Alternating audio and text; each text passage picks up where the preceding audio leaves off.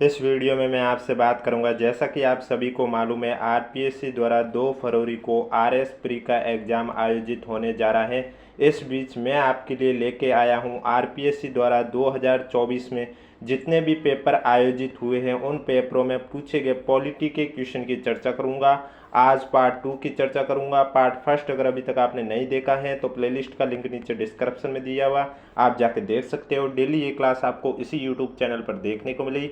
Polity के question के बाद आपको इतिहास के क्वेश्चन, यानी जिसमें आपको राजस्थान हिस्ट्री के क्वेश्चन वे करवाए जाएंगे जो कि 2024 में आरपीएससी ने अलग अलग एग्जाम में पूछे हैं। आरपीएससी ने 2024 में लगभग 10 से 12 एग्जाम आयोजित किए हैं और उन सभी एग्जाम में पूछे गए हिस्ट्री के क्वेश्चन की क्लास मैं आपके लिए परसों से स्टार्ट करूंगा। इसलिए अगर अभी तक आपने चैनल सब्सक्राइब नहीं किया तो चैनल जरूर सब्सक्राइब करें, नोटिफिकेशन भी ऑन रखिए ताकि जब भी मैं क्लास लेके आऊँ इस समय सबसे पहले आपके पास पहुंचे। और इसके अलावा वीडियो पर 1 के लाइक आने पर इसकी पीडीएफ आंसर के साथ आपको हमारे टेलीग्राम चैनल पर देखने को मिलेगी, जिसका लिंक नीचे डिस्क्रिप्शन में दिया हुआ। अगर अभी तक आपने ज्वाइन नहीं किया तो आप जाके ज्वाइन कर सकते हो। तो चलिए वीडियो स्टार्ट करते हैं। वीडियो स्टार्ट करने से पहले एक बार वीडियो को लाइक कर लीजिए और चैनल भी जरूर सब्सक्राइब कर लीजिए।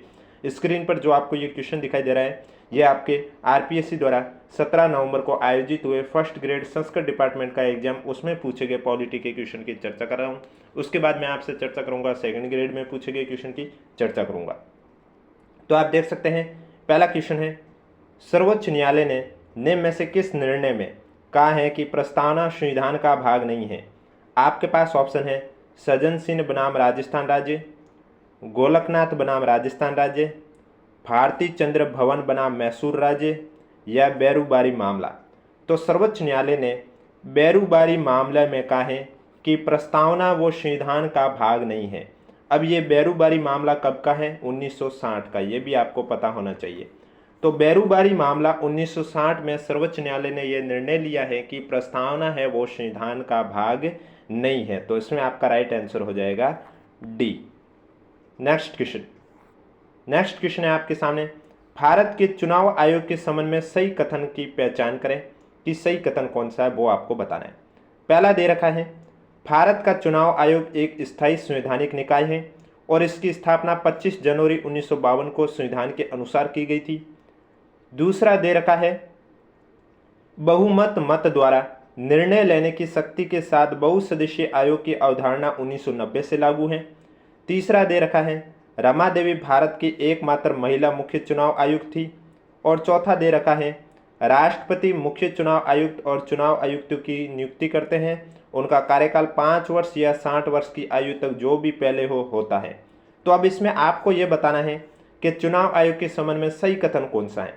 तो पहला कथन तो गलत है, क्योंकि यहाँ लिखा हुआ है इसकी स्थापना 25 जनवरी 1952 को संविधान के अनुसार दी गई थी। ये गलत है, क्योंकि इसकी जो स्थापना है वो आपके 25 जनवरी 1950 में की गई थी। 25 जनवरी 1950 में भारत के चुनाव आयोग की स्थापना की गई। इसका मतलब कि पहला कथन को आपका रॉन्ग हो गया। दूसरा दे रखा था कि बहुमत मत द्वारा निर्णय लेने की शक्ति के साथ बहुसदस्यीय आयोग की अवधारणा 1990 से लागू हुई। ये भी गलत है, क्योंकि बहुमत मत द्वारा निर्णय लेने की शक्ति के साथ बहुसदस्यीय आयोग की अवधारणा 1989 से लागू हुई है। इसका मतलब आपका दूसरा कथन भी हो गया गलत। तीसरा दे रखा है, रमा देवी भारत की एकमात्र महिला मुख्य चुनाव आयुक्त थी। ये भी गलत है, क्योंकि रमा देवी भारत की प्रथम महिला मुख्य चुनाव आयुक्त थी। भारत की प्रथम महिला मुख्य चुनाव आयुक्त रमा देवी थी। चौथा दे रखा है, राष्ट्रपति मुख्य चुनाव आयुक्त और चुनाव आयुक्त की नियुक्ति करते हैं और उनका कार्यकाल 5 वर्ष या 60 वर्ष की आयु तक जो भी पहले होता है। यानी कि यह बात सही है कि राष्ट्रपति मुख्य चुनाव आयुक्त और चुनाव आयुक्त की नियुक्ति करते हैं। इसमें जो लिखा हुआ आपका राष्ट्रपति मुख्य चुनाव आयुक्त और चुनाव आयुक्त की नियुक्ति करते, ये तो बात सही है, लेकिन उनका कार्यकाल 5 वर्ष या 60 वर्ष की आयु तक जो भी पहले होता है, ये बात गलत है, क्योंकि इनका जो कार्यकाल है वो 6 वर्ष या 65 वर्ष का होता है। यानी कि अगर उनकी एज 65 वर्ष हो चुकी है और अगर उनका कार्यकाल अभी भी 4 वर्ष का तो भी उनका कार्यकाल कंप्लीट माना जाएगा, या फिर उनका कार्य किए 6 वर्ष कंप्लीट हो चुके हैं और उनकी एज अभी भी 65 नहीं हुई तो भी उनका कार्यकाल कंप्लीट माना जाएगा। यानी कि 6 वर्ष या 65 वर्ष में जो भी पहले हो वो कंप्लीट माना जाएगा, तो ये भी कथन गलत है। अब इस हिसाब से देखा जाए तो भारत की एकमात्र भी यही है और प्रथम भी रही है, रमा देवी ही करेक्ट आंसर होगा, क्योंकि यहाँ पर लिखा हुआ भारत की एकमात्र महिला मुख्य चुनाव आयुक्त कौन थी। ये बात भी तो सही है, क्योंकि अभी तक भारत के एकमात्र महिला मुख्य चुनाव आयुक्त भी रमा देवी है और प्रथम भी रमा देवी है। तो इसमें आपका करेक्ट आंसर है वो हो जाएगा सी, डी भी आपका गलत है। तो करेक्ट आंसर कौन सा हो जाएगा, सी आपका राइट आंसर हो जाएगा। वीडियो पसंद आ रहा है तो एक बार वीडियो को लाइक कर लीजिए और चैनल भी जरूर सब्सक्राइब कर लीजिए। नेक्स्ट क्वेश्चन है आपके सामने, निम्नलिखित में से भारत के प्रधानमंत्रियों का कौन सा समूह 1952 के बाद से कभी भी संसद की राज्यसभा का नेता नहीं रहा है। आपके पास ऑप्शन है लाल बहादुर शास्त्री और वीपी सिंह, आई के गुजराल और मनमोहन सिंह, एच.डी. देवगौड़ा और मनमोहन सिंह, इंदिरा गांधी और नरेंद्र मोदी। तो यहाँ पर पूछा गया है कि 1952 के बाद से कभी भी संसद की राज्यसभा का नेता नहीं रहे हैं, वो है आपके इंदिरा गांधी और नरेंद्र मोदी। डी आपका करेक्ट आंसर हो जाएगा। नेक्स्ट क्वेश्चन, संसदीय समिति के संदर्भ में निम्न में से कौन सा कथन गलत है वो आपको बताना है। पहला दे रखा है, संसदीय समिति का अर्थ सदन द्वारा नियुक्त तथा चुनी गई या फिर अध्यक्ष द्वारा नामित समिति। संसदीय समिति अध्यक्ष के निर्देशन में कार्य करती है।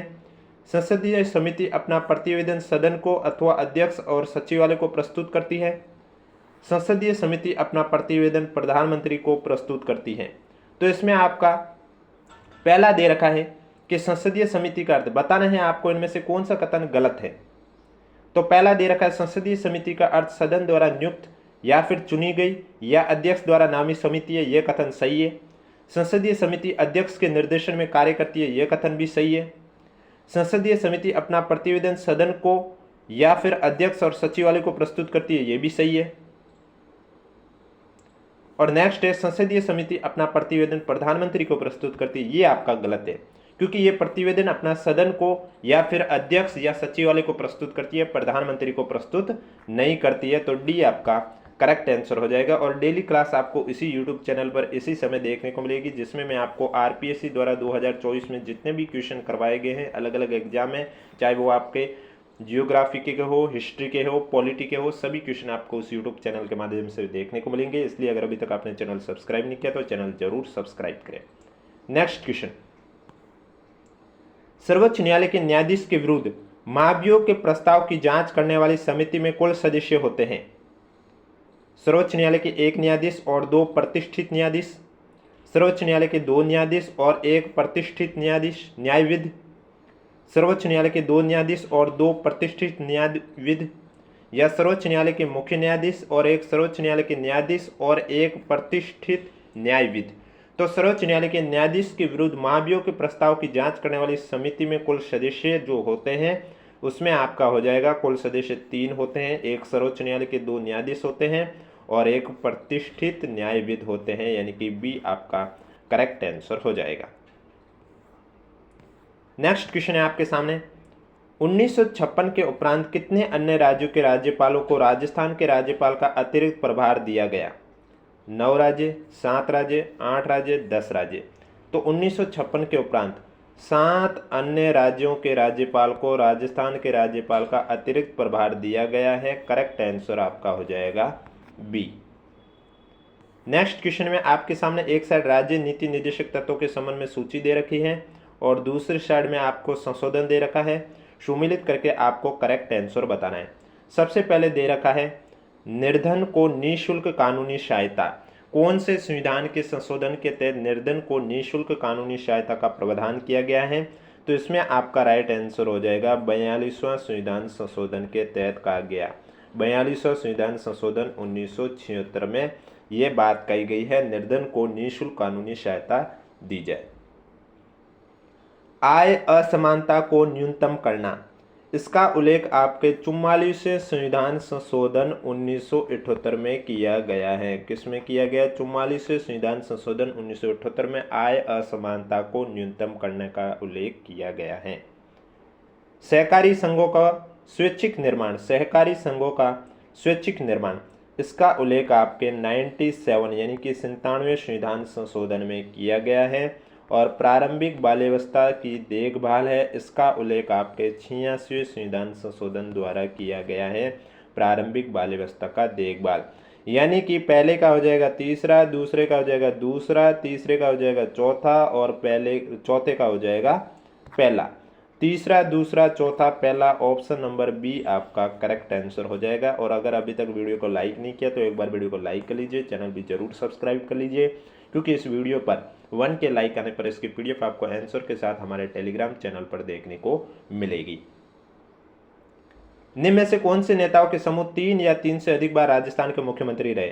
भैरव सिंह शेखावत, हरिदेव जोशी, मोहनलाल सुखाड़िया या वसुंधरा राजे, अशोक गहलोत, शिवचरण माथुर या हरिदेव जोशी, शिवचरण माथुर, वसुंधरा राजे या शिवचरण माथुर, अशोक गहलोत, मोहनलाल सुखाड़िया। तो इनमें से आपके मोहनलाल सुखाड़िया, भैरव सिंह शेखावत और हरिदेव जोशी ये आपके 3 या 3 से अधिक बार राजस्थान के मुख्यमंत्री रहे। अशोक गहलोत भी 3 बार रह चुके हैं, भैरव सिंह शेखावत 3 बार रह चुके हैं, हरिदेव जोशी 3 बार रह चुके हैं, मोहनलाल सुखाड़िया 4 बार रह चुके हैं। 4 बार मोहनलाल सुखाड़िया कब कब रहे हैं? 1954 में रहे हैं मुख्यमंत्री, 1957 में रहे हैं, 1962 में रहे मुख्यमंत्री और 1967 में रहे हैं। ठीक इसी तरह हरिदेव जोशी भी आपके 3 बार रहे, 1973 में मुख्यमंत्री, 1985 में भी रहे हैं मुख्यमंत्री और 1999 में भी हरिदेव जोशी मुख्यमंत्री के पद पर रहे हैं। समिट ऑफ द फ्यूचर क्या था? संयुक्त राष्ट्र संघ सम्मेलन, G20 सम्मेलन, SCO शिखर सम्मेलन, क्वाड शिखर सम्मेलन। समिट ऑफ द फ्यूचर ये आपका संयुक्त राष्ट्र संघ सम्मेलन था, ये आपका करेक्ट आंसर हो जाएगा। नेक्स्ट क्वेश्चन, किस ब्रिटिश प्रस्ताव में पहली बार यह प्रस्तावित किया गया कि वायसराय की कार्यकारी परिषद में गवर्नर जनरल और कमांड इन चीफ के अलावा मुख्य रूप से भारतीय सदस्य होंगे? वेवल योजना, भारत सरकार अधिनियम 1947, कैबिनेट मिशन योजना, माउंटबेटन योजना। तो इसमें आपका राइट आंसर हो जाएगा वेवल योजना में पहली बार यह प्रस्तावित किया गया है कि वायसराय की कार्यकारी परिषद में गवर्नर जनरल और कमांडर इन चीफ के अलावा मुख्य रूप से भारतीय सदस्य होंगे, ये आपका करेक्ट आंसर हो जाएगा। नेक्स्ट क्वेश्चन है आपके सामने, राजस्थान विधानसभा में पेश किए गए निजी सदस्य विधेयकों के संबंध में निम्नलिखित में से कौन सा कथन गलत है? पहला दे रखा है, राजस्थान की तीसरी विधानसभा में सबसे अधिक संख्या में निजी सदस्य विधेयक पेश किए गए हैं। दूसरा दे रखा है, राजस्थान सामाजिक शिक्षा बोर्ड विधेयक 1958 राजस्थान विधानसभा द्वारा पारित निजी सदस्य विधेयकों में से एक है। तीसरा दे रखा है, राजस्थान विधानसभा ने अपने विधायी कामकाज के इतिहास में केवल एक निजी सदस्य विधेयक पारित होते देखा है। और चौथा दे रखा है, 13वीं से लेकर 15वीं विधानसभा में कोई भी निजी सदस्य विधेयक पेश नहीं किए गए। तो इसमें आपको बताना कौन सा कथन गलत है। तो इसमें गलत आपका जो है तीसरा दे रखा है, राजस्थान विधानसभा ने अपने विधायी कामकाज के इतिहास में केवल एक निजी सदस्य विधेयक पारित होते देखा है, सी आपका रॉन्ग हो जाएगा। बाकी पहला सही है कि राजस्थान की तीसरी विधानसभा में सबसे अधिक संख्या में निजी सदस्य विधेयक पेश किए गए। दूसरा भी सही है कि राजस्थान सामाजिक शिक्षा बोर्ड विधेयक 1958 राजस्थान विधानसभा द्वारा पारित निजी सदस्य विधेयकों में से एक है। और चौथा भी सही है कि 13वीं से लेकर 15वीं विधानसभा में कोई भी निजी सदस्य विधेयक पेश नहीं किए गए। नेक्स्ट क्वेश्चन, 2 सूची दे रखी है। एक साइड आपके चुनावों में राजनीतिक दलों द्वारा जीती गई लोकसभा सीटों से संबंधित है और इसे आपकी कितनी सीटें जीती है उस सीट से आपको सुमेलित करके करेक्ट आंसर बताना है। तो सबसे पहले यहां दे रखा है समाजवादी पार्टी। समाजवादी पार्टी में आपका हो जाएगा कितनी सीट से जीत हासिल की है? 22 सीट से। 22 नहीं, समाजवादी पार्टी है ये आपके 37 सीट से जीते, 22 गलत है। समाजवादी पार्टी में हो जाएगा 37 सीट से। All India Trinamool Congress party की बात करें तो इन्होंने 29 सीटें जीती। इसके बाद आपका दे रखा है द्रविड़ मुनेत्र कड़गम, इन्होंने 22 सीटें जीती हैं। और तेलुगु देशम पार्टी ने आपकी जीती हैं 16 सीटें। यानी कि पहले का तीसरा, दूसरे का पहला, तीसरे का चौथा, चौथे का दूसरा, तीसरा पहला, चौथा दूसरा, ऑप्शन नंबर डी आपका करेक्ट आंसर हो जाएगा। और अगर अभी तक वीडियो को लाइक नहीं किया तो एक बार वीडियो को लाइक कर लीजिए, चैनल भी जरूर सब्सक्राइब कर लीजिए। राजस्थान के राज्यपाल की स्मार्ट विलेज पहल निम्नलिखित में से किस संस्था द्वारा कार्यान्वित की जाती है। ये सभी क्वेश्चन आपको जो स्क्रीन पर दिखाई दे रहे हैं या आरपीएससी द्वारा 2024 में अलग अलग एग्जाम आयोजित हुए उनमें पूछे गए पॉलिटी के क्वेश्चन हैं। आपके पास ऑप्शन है केंद्रीय उच्च शिक्षा संस्थान जैसे आईआईटी, एनआईटी, केंद्रीय विश्वविद्यालय आदि, राजस्थान सरकार के अधीन महाविद्यालय, निजी विश्वविद्यालय या राज्य विश्वविद्यालय। तो राजस्थान के राज्यपाल की स्मार्ट विलेज पहल निम्नलिखित में से किस संस्था द्वारा कार्यान्वित की जाती है। तो इसमें आपका राइट आंसर हो जाएगा राज्य विश्वविद्यालय, यानी कि डी आपका करेक्ट आंसर हो जाएगा। नेक्स्ट क्वेश्चन, राजस्थान के मुख्यमंत्री राहत कोष से निम्नलिखित में से किस क्षेत्र के लिए सहायता स्वीकृत नहीं की जाती है। आपके पास ऑप्शन है विशेष रूप से महिला को लगी गंभीर चोटों के पीड़ितों को उपचार सहायता, आकस्मिक दुर्घटना के कारण हानि और मृत्यु से पीड़ित गंभीरों को सहायता, प्राकृतिक आपदा से प्रभावित लोगों को सहायता, युद्ध और अन्य अभियानों में शहीद सैनिकों के साथियों को सहायता। तो राजस्थान का जो मुख्यमंत्री राहत कोष है उनमें निम्नलिखित 4 क्षेत्र आपको बताए गए अलग अलग, उसमें किसमें सहायता स्वीकृत नहीं की जाती है। तो इसमें आपका पहला जो दे रखा है विशेष रूप से महिला को लगी गंभीर चोटों के पीड़ितों को उपचार सहायता, ये आपके राजस्थान के मुख्यमंत्री राहत कोष में नहीं आते हैं। बाकी आकस्मिक दुर्घटना के कारण हानि और मृत्यु से पीड़ित गरीबों की सहायता आती है, प्राकृतिक आपदा से प्रभावित लोगों की सहायता भी आती है, युद्ध और अन्य अभियानों में शहीद सैनिकों या घायल सैनिकों के साथियों की सहायता का भी उल्लेख किया गया है। ये आपका राइट आंसर हो जाएगा, जो कि सहायता है वो स्वीकृत नहीं की जाती है। निम्नलिखित कथनों को पढ़िए और सही कथनों को नीचे दिए गए कूट से चिन्हित कीजिए। सबसे पहले दे रखा है राजस्थान राज्य मानवाधिकार आयोग अगस्त 2000 से क्रियाशील हुआ है। दूसरा दे रखा है वर्तमान में श्री अशोक कुमार गुप्ता राजस्थान राज्य मानवाधिकार आयोग के एकमात्र सदस्य हैं। और तीसरा दे रखा है राजस्थान राज्य मानवाधिकार आयोग के विनिमय 2001 वर्ष से प्रभावित हुए। अब इसमें से सही कथन कौन सा है वो आपको बताना है। तो उसमें जो पहला दे रखा है राजस्थान राज्य मानवाधिकार आयोग अगस्त 2000 से क्रियाशील है, ये गलत है। अगस्त नहीं था आपका, इसमें आपको इसमें कमेंट बॉक्स में बताना है कि 2000 से क्रियाशील हुआ महीना कौन सा था। दूसरा दे रखा है वर्तमान में श्री अशोक कुमार गुप्ता राजस्थान राज्य मानवाधिकार आयोग के एकमात्र सदस्य। अशोक कुमार गुप्ता सदस्य, ये बात तो सही है, लेकिन एकमात्र सदस्य ये बात गलत है, क्योंकि वर्तमान में इसमें एक अध्यक्ष है और 2 सदस्य हैं। अध्यक्ष आपके कौन है, मैं पहले भी बहुत बार बता चुका हूं, गंगाराम मूलचंदानी आपके वर्तमान में इसके अध्यक्ष है। गंगाराम मूलचंदानी इसके अध्यक्ष हैं और इसमें सदस्य 2 हैं, एक तो अशोक कुमार गुप्ता सही है और दूसरे हैं आपके रामचंद्र सिंह झाला। कौन है, रामचंद्र सिंह झाला। तो दूसरा कथन भी आपका है वो गलत हो गया। तीसरा दे रखा है इसमें आपका कि राजस्थान राज्य मानवाधिकार आयोग के विनिमय 2001 वर्ष से प्रभावी हुआ है। तो ये बात तो इसमें सही कही गई, यानी कि केवल सी आपका सही होगा, ए आपका करेक्ट आंसर हो जाएगा। और वीडियो पसंद आ रहा तो एक बार वीडियो को लाइक कर लीजिए, चैनल भी जरूर सब्सक्राइब कर लीजिए। नेक्स्ट क्वेश्चन है निम्न में से किस मूल अधिकार का दावा है केवल नागरिकों द्वारा किया जा सकता है। पहला दे रखा है जीवन और स्वातंत्र की रक्षा अनुच्छेद 21, निश्चित मामलों में गिरफ्तारी और हिरासत से सुरक्षा अनुच्छेद 22, कानून के समक्ष समानता अनुच्छेद 14, भाषण और अभिव्यक्ति की स्वतंत्रता अनुच्छेद 19। तो इनमें से कौन सा मूल अधिकार है जिसका दावा केवल नागरिकों द्वारा ही किया जा सकता है। तो केवल नागरिकों द्वारा भाषण और अभिव्यक्ति की स्वतंत्रता का दावा किया जा सकता है, जो कि अनुच्छेद 19 के तहत, यानी कि इसमें जो राइट आंसर है वो आपका हो जाएगा डी। नेक्स्ट क्वेश्चन है निम्न में से कौन सा पंचशील का सिद्धांत नहीं है। पंचशील का सिद्धांत कौन सा नहीं है वो आपको बताना है।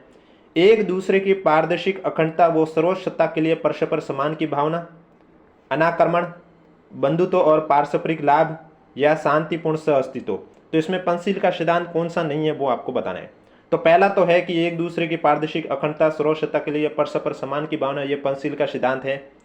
दूसरा अनाक्रमण भी है, लेकिन बंधुत्व और पारस्परिक जो लाभ है ये नहीं है। और शांतिपूर्ण सहअस्तित्व भी है, यानी कि सी आपका करेक्ट आंसर हो जाएगा। नेक्स्ट क्वेश्चन है निम्नलिखित में से कब ग्राम पंचायत स्तर पर सत्कर्ता समिति को समाप्त कर दिया गया था। 6 जनवरी 1999, 6 जनवरी 2000, 6 फरवरी 2000, 6 फरवरी 1999 कि ग्राम पंचायत स्तर पर जो सत्कर्ता समिति है उसको समाप्त कब किया गया। तो उसको समाप्त 6 जनवरी 2000 से किया गया, यानी कि बी आपका करेक्ट आंसर हो जाएगा। नेक्स्ट क्वेश्चन भारत सरकार अधिनियम 1935 के संबंध में निम्नलिखित में से कौन सा कथन गलत है वो आपको बताना है। पहला दे रखा है कि 1935 के अधिनियम में अखिल भारतीय संघ की परिकल्पना की गई थी, जिसमें ब्रिटिश प्रांत और भारतीय राज्य शामिल थे। दूसरा दे रखा है, इस अधिनियम में वर्मा को भारत से अलग नहीं किया और ये क्रिप्स मिशन के तहत किया गया था। तीसरा दे रखा है, अधिनियम द्वारा परिकल्पित प्रांतीय स्वायत्तता की योजना में प्रत्येक प्रांत में एक कार्यकारी और विधायिका का प्रावधान किया गया था। चौथा दे रखा, अधिनियम के तहत प्रांतों को पहली बार अलग संस्थाओं के रूप में मान्यता दी गई है। तो 1935 के संबंध में जो गलत कथन है, ये आपका जो दूसरा दे रखा है कि वर्मा को भारत से अलग नहीं किया गया और ये क्रिप्स मिशन के तहत किया गया था, ये कथन आपका गलत है। बाकी पहला सही है कि 1935 के अधिनियम में अखिल भारतीय संघ की परिकल्पना की गई थी, जिसमें ब्रिटिश प्रांत और भारतीय राज्य शामिल थे। तीसरा भी सही है कि अधिनियम द्वारा परिकल्पित प्रांतीय स्वायत्तता की योजना में प्रत्येक प्रांत में एक कार्यकारी और विधायिका का प्रावधान किया गया। चौथा भी सही है कि अधिनियम के तहत प्रांतों को पहली बार अलग संस्थाओं के रूप में मान्यता दी गई है। तो करेक्ट आंसर इसमें आपका हो जाएगा बी। नेक्स्ट क्वेश्चन है, संविधान के किस अनुच्छेद के तहत राजस्थान सरकार के अधीन सेवारत व्यक्ति को प्रभावित करने वाले अनुशासनात्मक मामलों पर अनिवार्य परामर्श का प्रावधान है? अनुच्छेद 320(3), अनुच्छेद 325(4), अनुच्छेद 318(1) या अनुच्छेद 322(2)। तो इसमें आपका राइट आंसर हो जाएगा, संविधान के अनुच्छेद 320(3) के तहत राजस्थान सरकार के अधीन सेवारत व्यक्ति को प्रभावित करने वाले अनुशासनात्मक मामलों पर अनिवार्य परामर्श का प्रावधान है। ये आपका करेक्ट आंसर हो जाएगा। राजस्थान विधानसभा में यदि किसी सदस्य को किसी मंत्री का ध्यान अति आवश्यक सार्वजनिक महत्व के मामले की ओर आकर्षित करना हो तो उसकी लिखित सूचना देनी होगी मुख्यमंत्री को, प्रमुख सचिव को, अध्यक्ष को या राज्यपाल को। तो इसमें आपका राइट आंसर हो जाएगा, राजस्थान विधानसभा में यदि किसी सदस्य को किसी मंत्री का ध्यान अति आवश्यक सार्वजनिक महत्व के मामले की ओर आकर्षित करना हो तो इसकी लिखित सूचना प्रमुख सचिव को देनी होगी। बी आपका करेक्ट आंसर हो जाएगा। नेक्स्ट क्वेश्चन, भारत के वो राष्ट्रपति कौन थे जिनके कार्यकाल में विशेष रूप से एक विशेष कैलेंडर वर्ष के तहत स्वतंत्रता के बाद से सबसे अधिक रिकॉर्ड संख्या में अध्यादेश बनाए गए थे? प्रतिभा पाटिल, के.आर. नारायण, प्रणब मुखर्जी, शंकर दयाल शर्मा। तो भारत के वे राष्ट्रपति शंकर दयाल शर्मा हैं जिनके कार्यकाल में विशेष रूप से एक विशेष कैलेंडर वर्ष के तहत स्वतंत्रता के बाद से सबसे अधिक रिकॉर्ड संख्या में अध्यादेश बनाए गए थे। करेक्ट आंसर हो जाएगा आपका डी। नेक्स्ट क्वेश्चन, राजस्थान विधानसभा के बारे में निम्नलिखित कथन पढ़िए, नीचे दिए गए कूट में सही कथन कौन सा है वो आपको सेलेक्ट करना है। पहला दे रखा है 1952 में राजस्थान विधानसभा में 160 सदस्य थे। दूसरा दे रखा है विधानसभा की प्रक्रिया और कार्य संचालन के नियमों को प्रथम बार 1956 में बनाया गया था। और तीसरा दे रखा है राजस्थान विधानसभा में 22 स्थायी समितियां। तो 1952 में प्रथम जो आम चुनाव हुए थे तब राजस्थान विधानसभा में 160 सदस्य थे, ये बात सही है।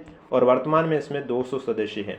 और मंत्रिमंडल की बात करें, मंत्री परिषदों की संख्या बात करें तो इसमें अधिकतम आपकी 30 होनी चाहिए, जो कि आपकी सदस्य संख्या होती है उसके 15%, और न्यूनतम आपके 12 है। अब सदस्य संख्या वर्तमान में 200 है तो इसका 15% 30 हो गया, ये अधिकतम हो गई, और न्यूनतम हो गए 12। तो और यहाँ पर पूछा है 1952 में ये सदस्य संख्या थी 160, जो कि सही है।